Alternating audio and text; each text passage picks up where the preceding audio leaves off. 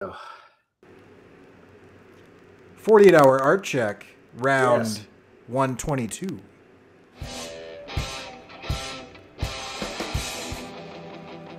This might be the 48-hour art check, round. Yes. Oh no! Oh. I forgot to use No worries. Where's the thing? Where is it at? It's like we're getting echoing, and there we go. Okay, we'll just watch the intro twice. Sorry, I had the video pulled up so that I can have the chat, and then I forgot to mute it. So It's happened a million times to me, so I feel like you're just overdue for having made that error. Yeah, I just don't want you to feel bad. So I make mistakes occasionally so that, it kind of evens things out. Yeah. It's just like every once in a while, I got to make Josh feel good. So. Yeah. Also, I left my heater on, which I'm going to turn off. Ooh. Okay, All right. Whilst this heater is going, I just want to say I think it's a good idea to take any time our numbers are doubled and make it a celebration. So now we have 122. When we hit 133, we got to have some kind of just double numbers thing. Okay. But at this point, we're just well on our road to 150. That's insane. Yeah. And I do want to say, before we get going, if you aren't doing a 48-hour art check and you're struggling to make content, do a 48-hour art check. Right. It's like a little blink and you've got 120 something episodes. It's crazy. Yeah. It's really, and it's really awesome too, because you meet great people, and I don't know, it was really cool. Like Tim, who's in the chat a lot, he reached out to me and asked me to critique some of his work, and just said some really nice things about like how cool it is to be part of the community and everything. And it's just awesome. It's just great to get, I never would have met him if we weren't doing this, Yeah. So it's crazy. Yeah. So anyway. All right. Having said that, let's do it. Let's jump in. All right. I forgot to ask. I didn't get an image from you. I didn't, but do you want me to just go over it? Because it's not the greatest images anyway. No, yeah, that's fine. So what did you get done? Yeah, if you're curious about the images, you guys can just check out my Instagram. If not, you can check out my Facebook and all that fun stuff. But basically, I got thumbnails done for the next page of Quarterly Stories. And then I got rough lettering and rough panel layout. And then, like a moron, I forgot to set up my file to show you guys. But trust me, believe me, it's good. And if you're out there and your name's like Gaz and you're enforcing the 100 days challenge, I did my challenge. It's on the page. We're okay. So anyhow, that's actually a shout out to Gaz, because I think he's doing the Lord's work. Yeah, for sure. Let's see. So for me, I spent more time than I'd like to admit designing some of the stuff. This is just one example that I'm bringing to the Creative South Conference. That's a little bit of self-branding. My first shot at like an Oliver print was like a massive strikeout. I hated it. And I ran it by some people and they were like, I don't know, dude, it looks kind of weird. And then I thought of just like, what if I just did random panels? And so I've just got like layers of a bunch of stuff that I've inked this last year. So there's the Tongue-Cut Sparrow and the From Hell's Heart 4-page anthology, and then several stickers and stuff. So I was commenting on this before we did the art check, but I really do want to mention that all over prints are really cool when they're done right, and I am blown away, and I cannot wait to see this in person, because I think that's a really hard thing to pull off as a printer.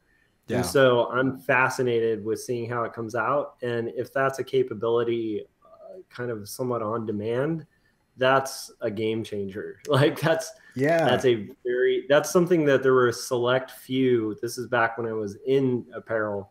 There were a select few companies that could do all over printing, because you know, to do it effectively, it's like you have to do it on a giant piece of fabric and then it's stitched together. And then similarly, you know, this is going to be like probably direct to garment printing, possibly sublimation. So I'm really excited. I mean, it's a really great design, but I'm also excited just from a process standpoint of like, Yeah. I want to see this because I'm like, that is a game changer if that's possible. Oh yeah, and I'm going through Printful, and I'll probably do a video on it once I get it, because there's several different ways to do an all over print, and one of them is like you try to get an already made shirt to be as flat as possible and print on it, and everybody who does that just says you have to accept that there are going to be white marks where there's a fold, like there's just no way around that. Yeah, there's either going to be marks or there's going to be slight overlap that doesn't perfectly align. Right, and this way that they offer is slightly more expensive, but not as much as I would have thought. And they, like you said, they print it on uncut fabric, and then cut it and make the shirt out of the fabric that they just printed on. And and they do that print on demand one at a time. So my customers, I don't know why anybody would want to wear this, but if you wanted this, you could order one of these and they would make it for you, just one of them. I don't have to order like 250 of these. It's like a one at a time. Yeah. And it's unbelievable. And I don't know how much it would cost like the end consumer with a markup, because I haven't figured that out, but it's not, I mean, it was like 30-ish, 35-ish, which is like for a single. That's absurd. And that was like my sample, like super discounted price. So it's a little bit more, but like, yeah, that was the single. And so I love it. It's crazy. Well, we're getting some good responses in the chat, and we also haven't called out anybody in the chat. So now we're going to call you out. So if you're in the chat, beware. But Pepper just said, hey, so hey, Pepper, thanks for joining us again, loyal listener. And Victor said hi and said he likes the design. It kind of reminds him of the 90s. And then Matthew said the shirt looks awesome. Debbie just said she wants one. So I think you're going to have to make that available in your store section. Once you kind of, I'm sure you're going to want to test and make sure it's doable. Because for those of us who've been doing apparel for a while, it's like it's hard to believe, but I believe it because of the capability of printing has just really soared. Like that's actually something for another topic, maybe another time, but just the evolution of printing processes in the last like 6 years has been insane. Yeah. And then Tim joined us in the chats too. So, hey, Tim, thank you for joining us in the chats, you guys. We appreciate it. All right. Cool. Yeah. I'm excited, man. That's cool. Yeah, I'm excited too. And I'm mainly excited about the conference. There's some awesome stuff. So I'll be doing possibly with Scott, possibly adjacent to Scott. I'm not sure.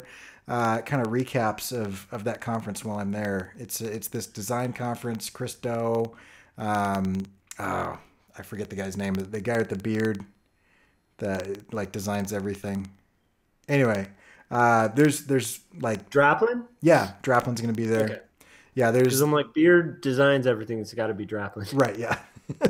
Yeah, and like there's some legit people there, and so I'm pretty excited about it. And I've got like, yeah, so it'll be good. I don't want to talk too much. I'm jealous, man. I'll just flat out admit it. I'm super jealous because it just looks like a really good conference and a good opportunity. And I hope you guys have a blast. And I like honestly, I got so much out of the last design conference I went to that I'm kind of sold on them. Oh yeah. So I think that's going to be really cool. Yeah, this one starts in April 10th or 11th, and I think there's still a few tickets available. It's not terribly expensive from a ticket standpoint. It's not near a major airport, so you do have to like fly in and then drive, and so there's car rentals and stuff, and so it's ending up costing about the same as going to like an Adobe Max, which has a significantly higher ticket price, but is like near major airports or whatever. But I don't know if we'll do this, and if it's something that that I think people should go to, I'll push it, and maybe we should do like a big 48-hour Artcheck meetup of our community and whoever comes. Yeah. You know, we all grab dinner together and hang and I don't know, do whatever sounds fun. So Yeah. be cool. I think that's a great idea. I can't wait to hear back, like just how it goes. And I think also just I'm also jealous because that's awesome that you get to hang out with Scott. You guys Yeah. get to pal around. It's going to be awesome. That'll be cool. Um, I yeah, I'm really eager to hear about that. And also just for those of you out in the community too, if you guys have been to like a really cool like design event or conference that you've been to, just let us know in the chats because we're always kind of seeking growth and inspiration. So Yeah. And yeah. the last time I asked for that, Kyle, he sent me a ton of them out in New York, and it was really cool to look at. I couldn't make any of them, but it was a good list of stuff that was going on. So I'm always interested in stuff like that. So anyway, Sweet. let's challenges. Challenges. How about challenges for you? It's just been a trying week of a lot of just typical kind of art director stuff where you just, you're advocating, you're moving balls forward that want to just stay flat and you're trying to kind of keep and maintain a vision and maintain inspiration and just do a lot of juggling. And so that's been a challenge. And then, on a more kind of sappy note, like my wife and kid are out of town visiting a relative who was sick, and it's really important. They're out of state, actually. And I have finally hit that point of like, while I'm happy to have the extra creative time, like I really miss my son and I miss my wife. And we text and chat every night and stuff like that. Like today, tying into my comic, we actually talked with his dinosaur puppet that we actually left here so I could have phone conversations as dinosaur to him. So while I was talking to him, I was getting attacked by a dinosaur, which he thought was hilarious. And that does tie in because that dinosaur was the inspiration for the whole Dragon Yeah. Learns to Share comic that I'm doing for the anthology.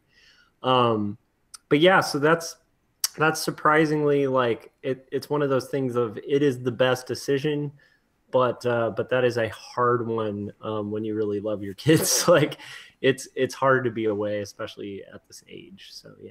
Yeah, for sure. What about you? I didn't realize that I was going through this, but I fighting that post project letdown, kind of that slump that you get after the high of completion.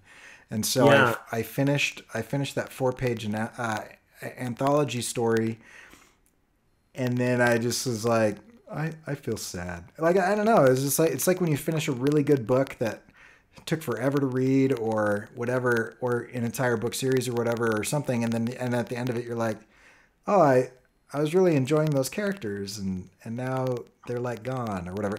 And so I don't know. I'm in a funk, but yeah, feeling better now that I made that t-shirt. But yeah, nothing, just mental weirdness, I guess. No, I get it. It's weird. I think part of it's alleviated because I have this bigger project that I've just been working on forever. So Right. I have something to default back to. But I did feel a brief, especially when I pressed send, like because we both have finished at this point. Right. And that point where I press send and it's to Mike who's going to edit it and hopefully catch any spelling errors. Mike, if you're out there and you let a spelling error through, I'll never forgive you. I'm, I'm just doing that to be a jerk, but no, like so Mike has a good eye and he's already caught one before I even submitted it. Um, but yeah, there's this moment like when that was done where I was like, wow, okay. Like, however, there's also like a definite feeling of like relief because I'm already taking on a lot. So having that extra, I'm sure you probably have this too, but there's also a mixed feeling of relief of just having a plate gone and having that moment of like I can actually like do a project and focus solely on it. Yeah. But then there is that you're right, like there is just this like absence, and I think I think you're doing the right strategy, right? Just like jumping into the next thing because that can end up, yeah, that can, like, had you not designed that shirt, you might have ended up in one of those momentum ruts, which is Right. like that's a killer. So I don't know. It's an interesting thing to juggle, but I relate. Yeah. And also the Artcheck, just another pitch for it. I mean, last night I was not feeling it. And the night before last, I played a lot of video games. And Yeah. last night I was like, I just want to listen to music and be sad. I was like, but I Oh need to do no. something because tomorrow I have to like show up and show stuff. And Yep. so, Mhm. it took me a few hours to put that together because, yeah. And so this, when you've got accountability and you've got somebody checking in on you, Don't you you, mean accountability buddies? no, I do not mean Gonna that push it. because It's gonna happen. no, no, we had if you guys are newcomers to the show, an old friend of the show, Steven, who's a writer, tried to coin the phrase accountability buddy, and I refuse. But it'll probably happen. Somebody will make a shirt or something. But yeah. Nice. Yeah. So how about plans? Okay, this is a crazy one. So on the front of comics, I plan to be probably rough pencils for 2 panels by the next time we do an art check. That might be harder said than done, but I'm gonna aim for that. On the music front, I have a gig on I think the 27th. It's the weekend that falls on the 27th, and I'll give more info when I get it. And then on the 24th, I got invited to do critiques for a thing called LA Photo Works, which is in Los Angeles, among a bunch of creative directors that I feel completely outclassed by, because some of them are like, like the creator of like the creative director of like Fox News and Sports and like Saatchi and Saatchi, like these big heavy hitters. And Right. I feel once again kind of reminded of like the NCS feeling of like, but you directed a Disney film. What am I doing in this room? Yeah. Kind of thing. But I'll take it and it'll be a good opportunity and I can critique and I'm pretty good at it. So, and I've actually, Cory, you've been here too, but it's like a weird thing where when you teach, you see students go further than you've ever been able to go. Right. And that's kind of the goal as a teacher. So like every once in a while, you'll have these students like go on to do great, amazing things. And you feel like you have a tiny little piece in that puzzle. It's very rewarding. Yeah. And I've seen that happen as a result of people being open to critiques, which will tie in our topic.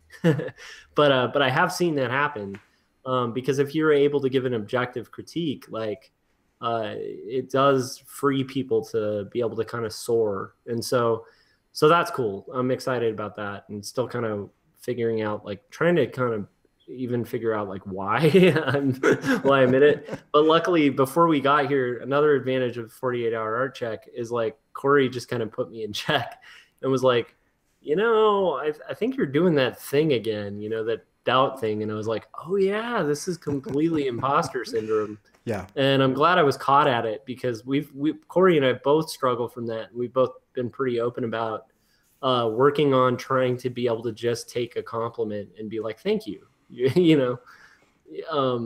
but it's still a weird thing. And I'm kind of still figuring it out. So Yeah. It's pretty weird. What about you? So what's your plans? More preparation for the conference. Will be updating my website. I have all of this round stickers that I haven't put up. And I realized that when you go to my website, if you go to corykerr.com, it represents half of what I do, but it doesn't show ink very well. And so you see a bunch of like the digitally colored stuff, but you don't see like inked pages, which is actually what I feel I'm stronger at. And so I'm going to kind of split that and try to show like finished inked pages better is kind of what I'm doing. So just Nice. a better representation of who I am as an illustrator.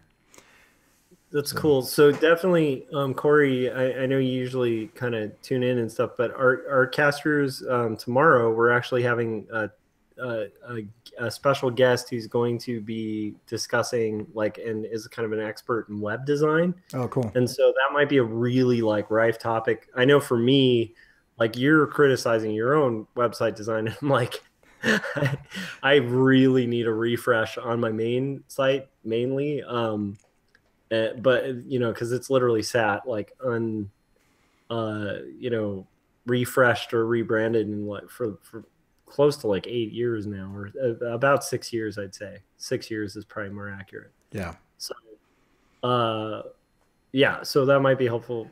But honestly, I'm like, you need a refresh. That's pretty.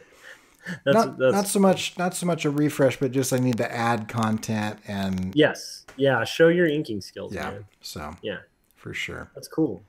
Yeah. Okay. So I'm going to go here for a minute because we're going to do something a little bit different this time for the topic. And I'm going to see how well this works. I think it should be fine.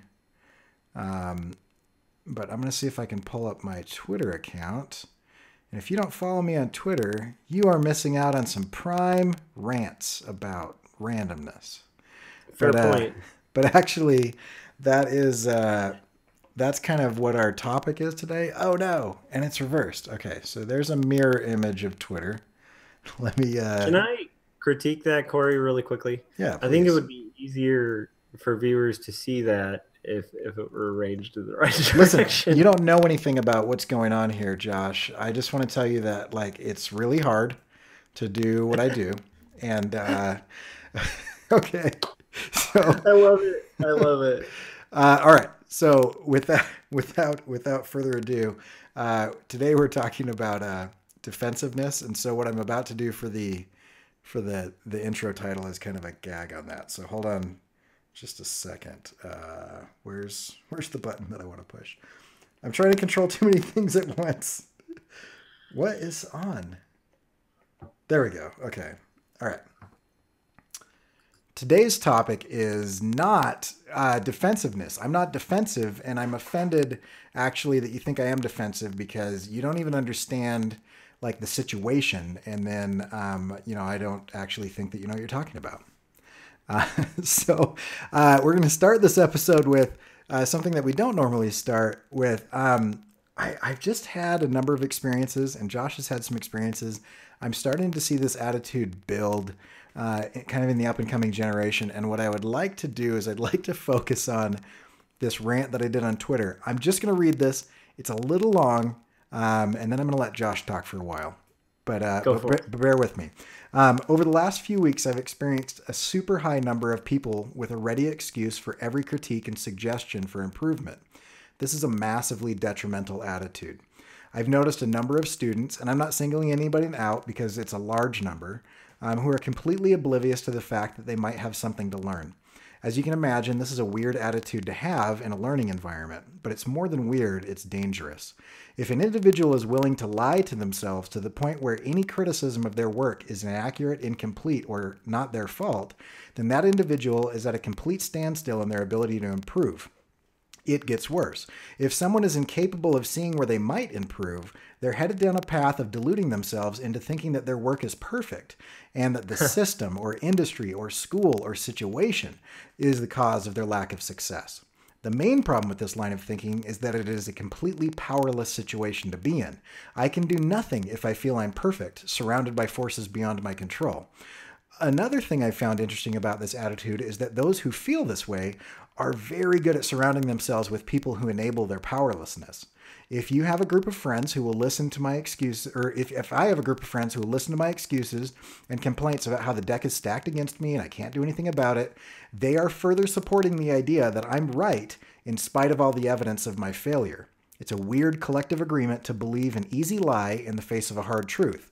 Ultimately, this isn't supportive, it's enabling a destructive attitude. Also, completely understandable. Right? I understand the desire to deflect, place blame, excuse, rationalize, and mitigate the pain experienced when you've worked hard on something and it falls short. That's a legitimately tough situation. But those responses don't help you get better. I want to point out that I'm not excusing the unwarranted drive-by internet critics. Those guys are jerks, and most of the time have no idea what they're talking about. But when you're in a situation at work, at school, or a mentorship, and you discount the expertise around you to soften the blow to your ego, you are prioritizing momentary feelings over your lifelong abilities. Yeah. Amen. Man,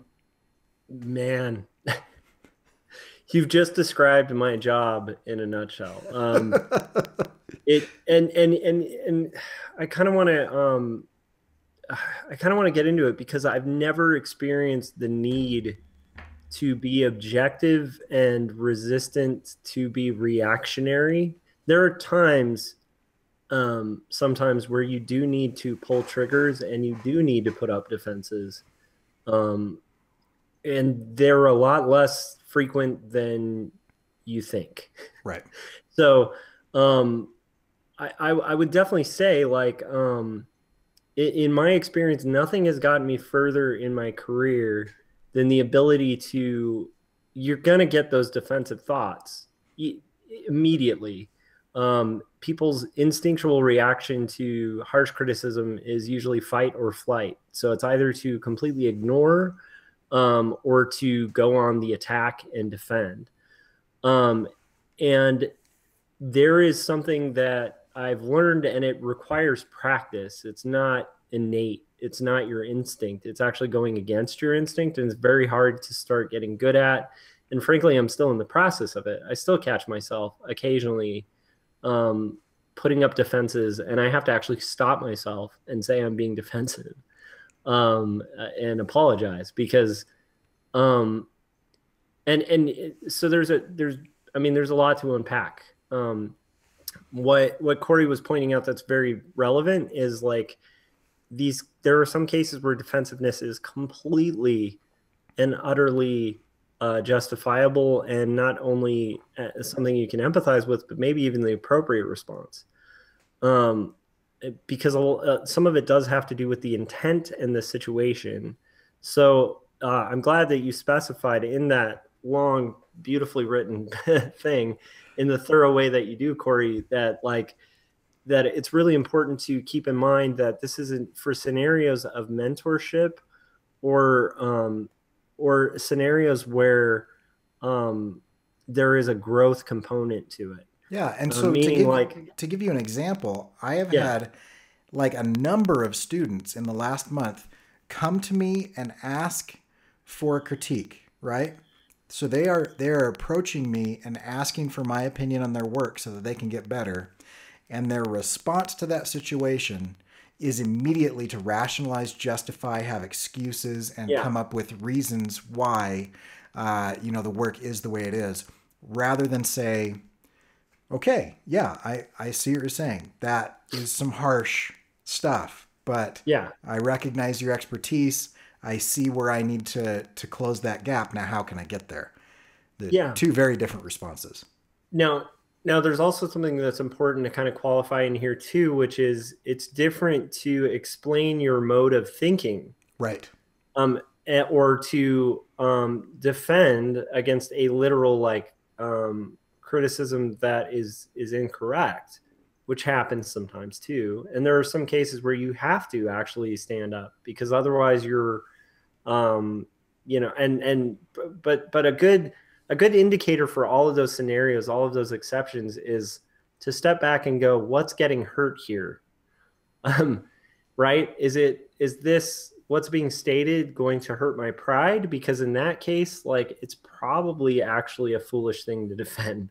Yeah. And I don't know if that makes sense. No, absolutely. And along those lines, if I want you to think about this situation, if you prioritize your ego and your feelings over your skills and abilities, you are making a choice. You are making a choice to feel comfortable, because it is uncomfortable to be critiqued. And again, I want to say, all of those a-holes on the internet that randomly throw out what they think is critique, which is actually just really insulting and uninformed drivel. It's hate. It's hate. Yeah. That's not what I'm talking about. And a lot of people would see what I've said and use that as an excuse to go attack people. That is not what I'm talking about. But if you are in a situation like Josh said, where it's mentorship, it's you've got a teacher situation, you've got an employer, hero situation. You meet an artist that you really admire, and you really want you supposedly really want them to give you a little insights that you can get where they are. It's definitely, it's something that's good to clarify. But in those scenarios, like understand like the majority of times that I've witnessed people build up defenses, and you see this in a work environment instantly. Like the second you step into a management position, whether you're friends with like everybody on staff or not, the second you're in that situation where you are legally, you have to hold people accountable for performance. Yeah. Mentor people, grow people. Same with in a classroom. It is amazing how quickly people build walls, and half of the techniques we have to study in leadership positions like Cory and I have are techniques to try to build, like break down those walls so that people are receptive.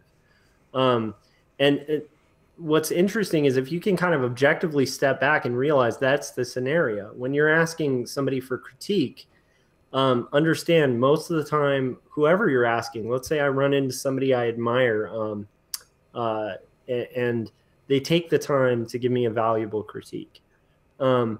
Understand the second I'm asking that person, I'm asking them to step into a situation where notoriously 9 times out of 10, they're met with instant, I was thinking, Yeah. think the, and there's a real problem with that because it literally benefits no one. It doesn't benefit the critiquer, and it doesn't benefit the person receiving the critique. Because like Cory very well pointed out, the mindset going in, if you're going into a feedback situation to feed your ego, you're not going to come out pleased. If you're getting feedback that feeds your ego, sometimes you need it. Sure. But if you're getting that kind of feedback, that should be for retention of morale or like retention of perseverance. But that should never be for growth. For growth, it's like you need a trainer who's going to show you what muscles to work. You need a person with an objective standpoint, sometimes maybe even not an expert, but someone who's willing to say what's not working. And go ahead. Think about this situation for a minute. Think about what it is that you are doing when you're defensive, right? So if I'm in a situation, okay, even my wife who has no training in visuals or whatever, when she says, I don't know, there's something weird about that, she's not able to verbalize or articulate exactly what's going on, but I listen to that. And there's a big reason that I listen to that is a huge majority of my readership is going to be in the same boat. They don't have a master's degree from SCAD. They don't have, they haven't gone to art center. They haven't gone to, a school to be able to understand what's going on. But that doesn't mean they can't see stuff. It just means that they can't do it and they can't articulate it, but they can feel it. And so if somebody goes and they say, I don't know, that doesn't feel right, then I, as the expert, quote unquote, should go in and be able to, okay, there's something that's not working for one of my viewers here. So let's look at what might be the problem. Okay. The situation is, if you look at it like that, that's a powerful situation because you can take action. Now, the other side of the equation is if I immediately get defensive in the face of critique, where's the action that can be taken from that? I am actually prioritizing my ego over my art. And I want to feel good more than I want to get better. I want to feel good more than I want to put out a good product. And then here's the thing. If I go and I ask someone, so let me ask you this, Josh, let's role play for a minute. If I came to you and I said, hey, and we're good friends. If I came to you and said, "Hey, Josh, what do you think about this? Would you critique it for me?"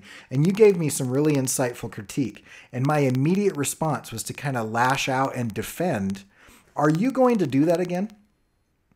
Well, yeah, that's a very valid question, and that actually reminds me of how I usually approach critiques when I'm approached by like a stranger, which has happened to me multiple times. From doing this Artcheck, from doing Artcasters, from doing like, especially when I was doing BIPT, anytime I'm doing portfolio reviews or job interviews as an art director, generally when someone's not receptive to feedback, I am less likely to give them direct feedback. With the people I'm closest to, I will speak truth to those people unfiltered. I will because I care about those people, and this is a good thing to keep in mind too, because there is a bad critique you can receive. Right. Like somebody giving a good critique will mention positives, hopefully. Yeah. They're going to try to kind of build you up a bit.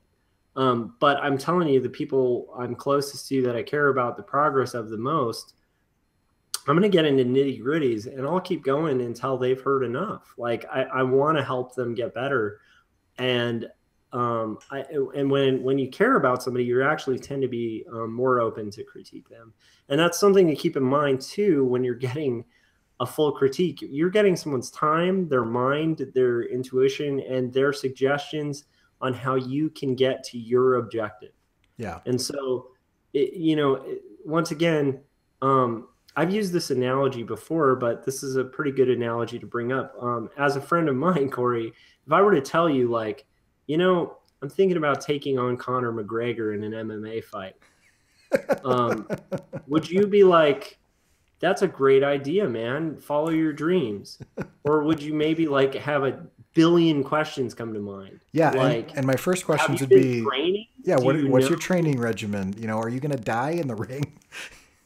Yeah, because in reality, like, bad friends will be the ones that are like, yeah, dude, the guy was talking crap, get in the ring. And a good friend is going to actually cause you to pause and assess your situation and then root you on when you are ready, or when you at least stand a chance. Yeah. And that's literally the scenario you have as a teacher trying to train people for the work world. As a manager, if you're a good manager, you're hoping to see people grow and succeed. It's like literally one of the big benefits of, like, one of my favorite things about the position I'm in is seeing like a young junior designer like build themselves up to a senior. It's like one of the coolest things in the world. Yeah. And to watch that growth, like, literally gives me fulfillment that like money cannot buy. Yeah. And literally, like, in some of the darkest times, because leading is tough, that's what'll get me through, is like those moments, like thinking about those moments. Same with teaching. You'll have these extraordinary years, and every teacher I've met, Cory, I'm sure you'll attest to this too, will just, it's a weird thing, but there's just some classes, like entire classes, that just have something, and it's a vibe, and they all, like, the competition drives them all to just succeed on a level that's crazy, and they're all engaged. Not all of, you rarely get all, but my point is, like, the majority is just there's this unbelievable energy. And to see like a team of kids like that grow into professionals and go on to have great careers, and some of them might even hate you when they leave, and then 5 years later email you like, dude, you're the reason I have that career.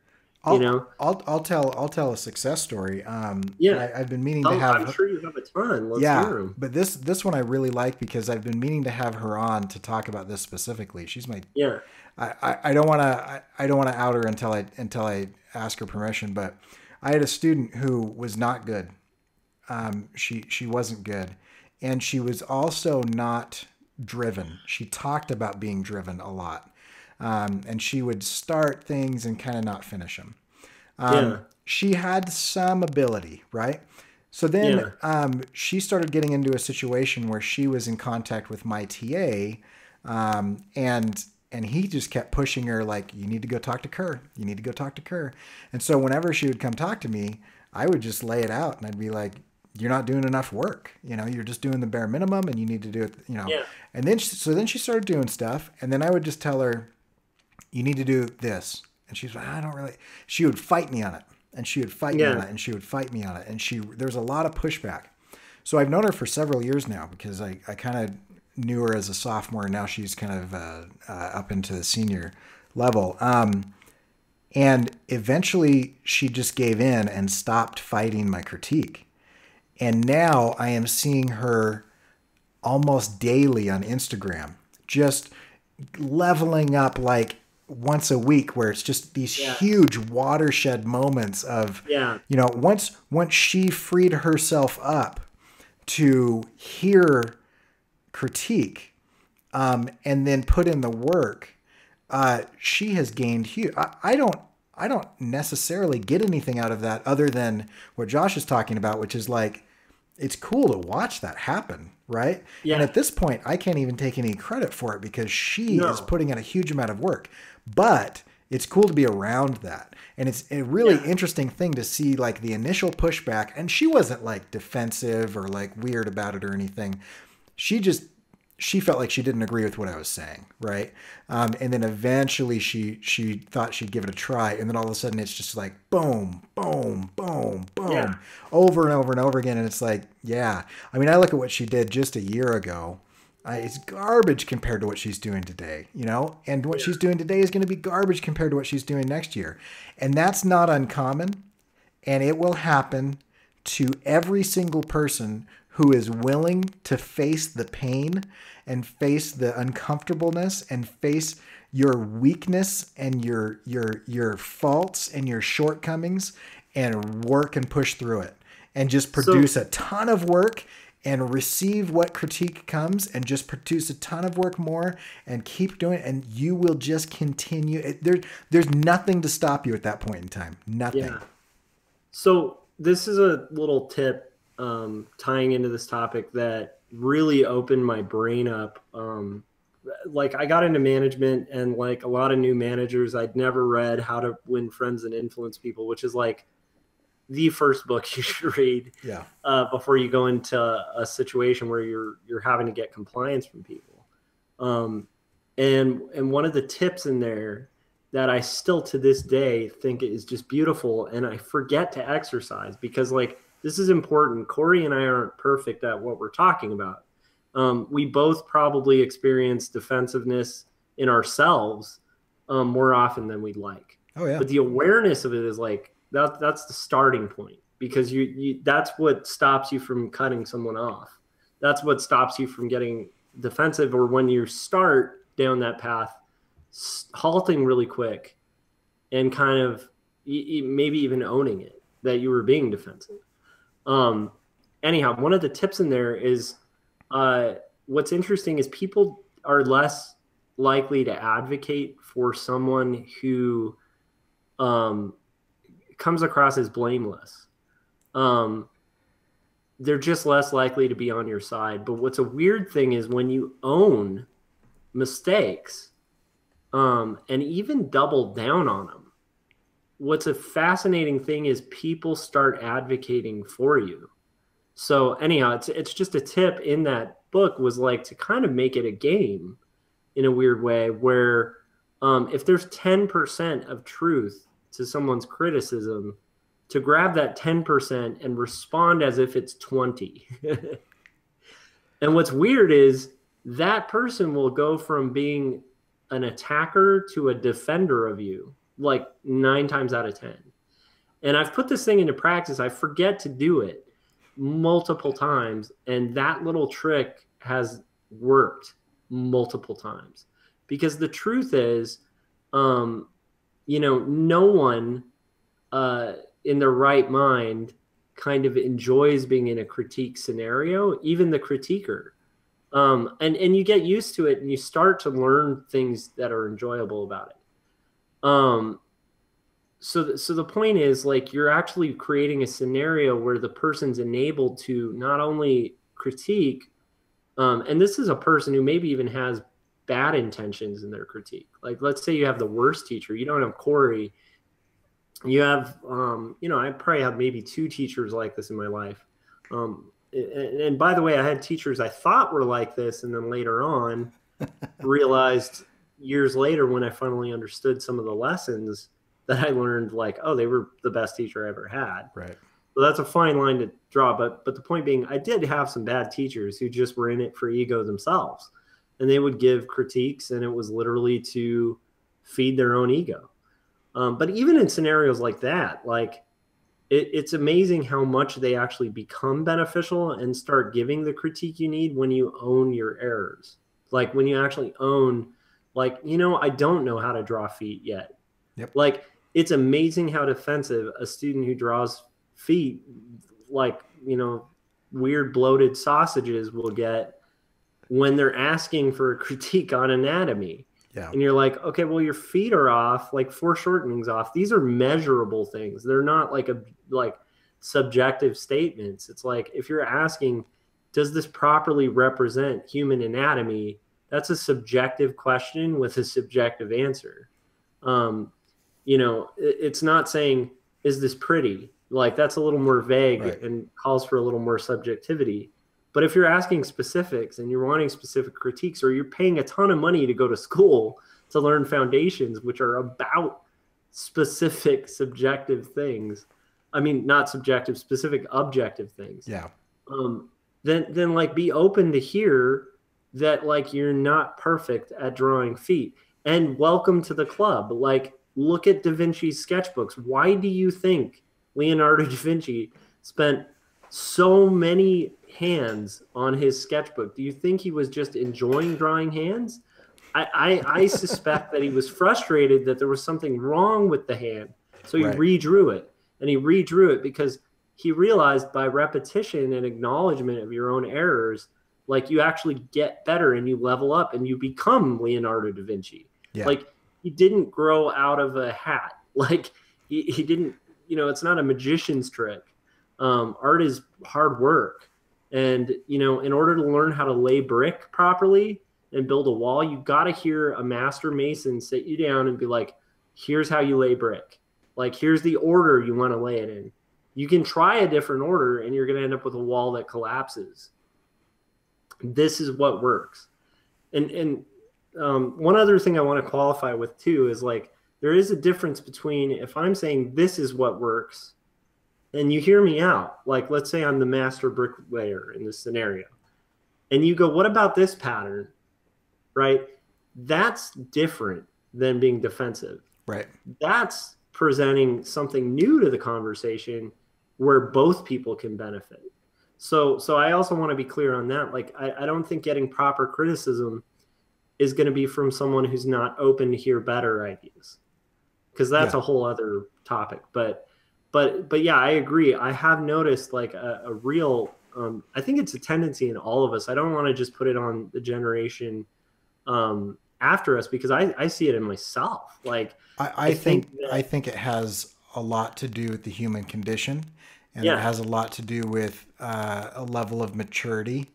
And I'm not talking about immature and mature in an attitude, but just like the more mature creative has worked through that, because I think it is natural to want to protect yourself. It's a biological imperative that when you feel attacked, that you defend and deflect. But this type of onslaught isn't harmful physically. It just feels that way.